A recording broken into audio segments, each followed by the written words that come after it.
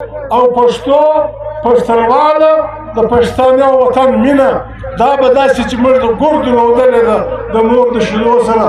پر دې وطن باندې عزیزانو له سکندر یوناني نیولې بیا تر فرنګه بیا تر اورنګه ډېر خلک ستړي سوي دي خلک تلوار کوي تلوار به نه کوو اوګره په تلوار نه سړېږي د پښتونخوا وطن د ډېرې غیرتي او غریالۍ خاورې دلته وڅکۍ زیارت په دې میدان کې راغونډ شوو د بابېهڼه نیولې بیا تر چمنه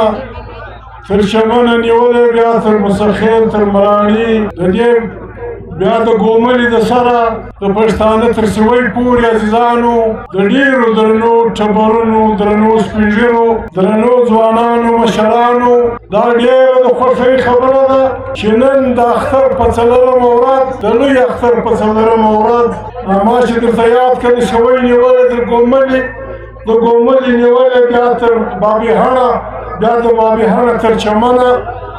د هر ټبر ډېر درانه سپین ږیري ډېر درانه مشران ډېر درانه علما ډېر درانه پیاوړي ملکان او ولس راجمع سوی دی او پښتانه وایي دا ساعت پر موږ ډېر دی پر خدای دې نه ډېرېږي ورونه پر دې چې موږ یوه ګولۍ سپلني دود کلا لږ دي سپلني به دودوو خلک زموږ لښکر نظر کوي هېڅ بلا موږ نه خوري موږ تر اوسه پورې چې بلا نه وي خوړلې نه سبا موږ بلا خوړلی سي خو که موږ داسې ووایو چې زموږ قانون دی قرآن موږ د حق پیروان نه مني غلامي زموږ لښکر زموږ کاروان هېڅ بلا موږ نه وایي بلکل قرآن کریم په داسې زموږ په لاس کې د عین په توګه د لارې په توګه او پښتو پښتونواله د پښتانه وطن مینه دا به داسې چې موږ د ګردو لودلې ده د مور د شیدو سره پر دې وطن باندې عزیزانو له سکندر یوناني نیولې بیا تر فرنګه بیا تر اورنګه ډېر خلک ستړي سوي دي خلک تلوار کوي تلوار به نه کوو اوګره په تلوار نه سړېږي یار به ګرځو وطن به رالړزوو هر هیل هر خیل هر کلي له به ځو جرګې به راغواړو د ګرد وطن جرګې د غلجي دراني د ګرد وطن د یوسف د مندړ د ګرد خټک د بنوڅي جرګې به راغواړو عزیزانو د عقل به شریکو د خپل ولس عقل به اخلو بیا به دغه خلکو سره کښېنو چې د موږ سره حساب وکړو موږ د چا بدي نه غواړو موږ د هېڅ چا سره بدي نه لرو د هېڅ چا سره بدي نه کوو په دنیا کې د هېڅ انسان سره پښتونخوا ملي پارټۍ کرکه نه کوي دا بار موږ خبره کړې ده چې موږ ټول انسانان د آدم علیه السلام او حوا نه بچي بولو موږ ټول انسانان د خدای پاک پیدا بولو د ده پیدا دي دی رزق ورکوي د ده خزانې پراخې دي زموږ پر چا زړه نیت نه دی خراب لیکن داسې لیوني په دې دنیا کې اوس هم شته د پښتون افغان چې هغه پر یوه لویشت د ځان سر دی نه دی بللی لکه د سپلني دانې داسې چورت یې وهلی دی چې دی به د شلمر پښتانه وطن خوري ستا نیکه یې ملکه وخوري ستا پلار یې ملکه وخوري موږ له چا خیرات نه غواړو موږ له چا زکات نه غواړو زموږ وطن موږ ته خدای پاک را کړی دی له زرګونو کلو راځي لامونې ولې تر اباسي نه دا وطن زموږ پلارو نیکونو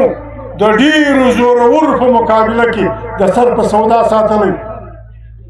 بیا هېڅوک په هېڅ نه پوهېدل خلک هسې خبرې کوي عزیزانو پښتون وطن د روسیانو عربیانو ایرانیانو چینیانو په منځ کې پروت دی د دوی په مقابله کې عزیزانو موږ ډېر لږ خلک وو ډېر لږ دغه پښتون ولس زرګونو کلو مخکې دلته باچاهۍ جوړې کړې دي عزیزانو د ګای ځای دا دی د مجلس ځای دا دی چې ستا تر لاس لاندې خلک وو چې ستا تر لاس لاندې وو ته باچا وې هغوی ټمبمان جوړ کړل هغو لښکرې جوړې کړې، هغو جهازونه جوړ کړل. موږ لا تر اوسه پورې په سپاره نه یو عادت چې سپاره جوړو. هغه خلک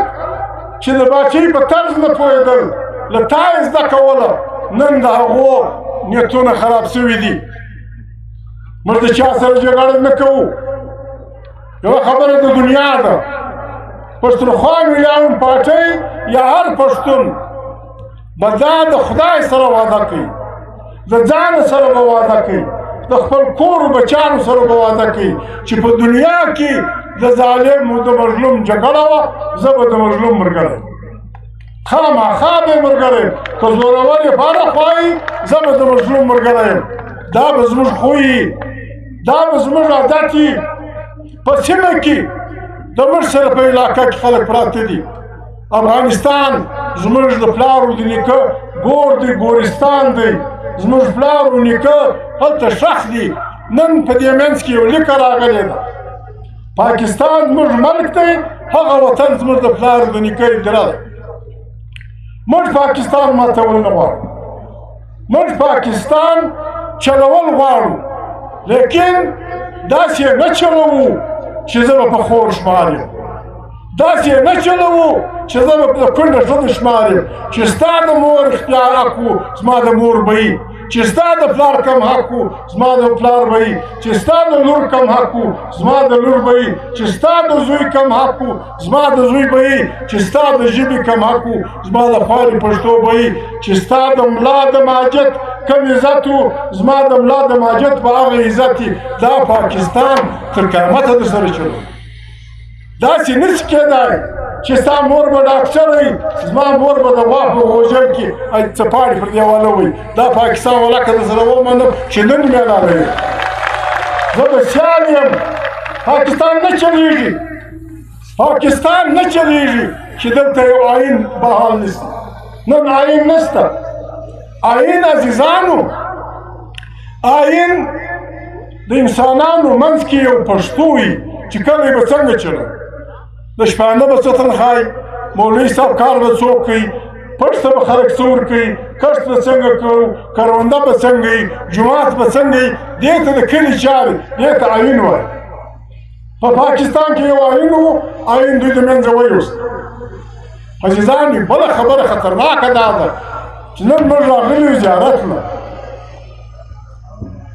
زیارت اوس د کشنۍ ښارګۍ دی. دا زیارت عزیزانو په دې کې د پښتانه دا موږ چې ناست یو ګډ د دې ډېر درانه نیکان دلته پټ دي. په دې زیارت کې ملا شادو پټ دی. ملا شادو د سبزۍ سیدان د دې نیکه، د لیاقت هغه یو نیکه قاسم تبریزی دلته پټ دی. رئیس رسانۍ د رسانیانو پلار دلته پټ دی. باګړ نیکه، باګړ سیدان، باګړ نیکه دلته پټ دی. میاړی نیکه دلته پټ دی. نن عزیزانو د دې سپین ږیرو ارواحان به خوشحاله وي. د دا خلکو چې بچیان یې کتران یې زوی دی، میاړی یې زوی دی، دا ګرد سید ترین کاکړ، موږ یې ګرد بچیان یو. دا جزیرې سره دا نیکه چې دی، دا کاکړ دی، څونه وي خرواري بابا، دا کاکړ دی. نن به د دې نیکهګانو ارواحان خوشحاله وي چې شکر دی زموږ لمسیان دومره بیدار شوي، سره متحد شوي دي، نن دلته راغلي دي. دوی ته د خدای پاک جنتونه ورکړي، موږ ته د خدای پاک اتفاق او اتحاد راکړي. عزیزانو، لاس به وله ورکوو. موږ عزیزانو جرګې څنګه شروع کړي؟ جرګې پښتانه هغه وخت شروع کوي چې د حکومت هیله وخېږي، چې حکومتونه بې ایمانه سي، حکومتونه په پیسو سي، حکومتونه په رشوت سي، حکومتونه په درواغو سي. بیا پښتانه جرګې کوي، بیا جرګې کوي. موږ هغه جرګه خو نه کوو. یو وار پښتون په تکلیف سو،